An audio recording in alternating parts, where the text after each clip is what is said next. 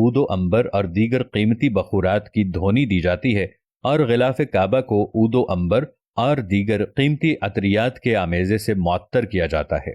Number 3، ممکنہ طور پر ان میں غسل کعبہ کے دوران ہونے والے عرق گلاب و عطریات کے برتن بھی شامل ہو سکتے ہیں۔ یہ نوادرات کیونکہ دور نبوی اور خلافت راشدہ سے لے کر مختلف سلاطین اور اسلامی حکمرانوں کی طرف سے وقتاً فوقتاً پیش کیے جاتے رہے، اس لیے ان کو بطور احترام یہاں سے ہٹایا نہیں گیا اور ان کو بدستور کعبۃ اللہ کے اندر موجود رہنے دیا گیا ہے۔ خانہ کعبہ کی 2 چھتیں ہیں، ایک اندرونی اور دوسری بیرونی۔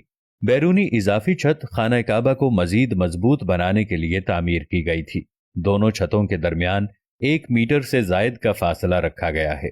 کعبہ میں ایک صندوق بھی ہے جس میں مختلف فرمانرواؤں کی طرف سے پیش کیے جانے والے کعبہ کے قدیم ہدایہ محفوظ ہیں۔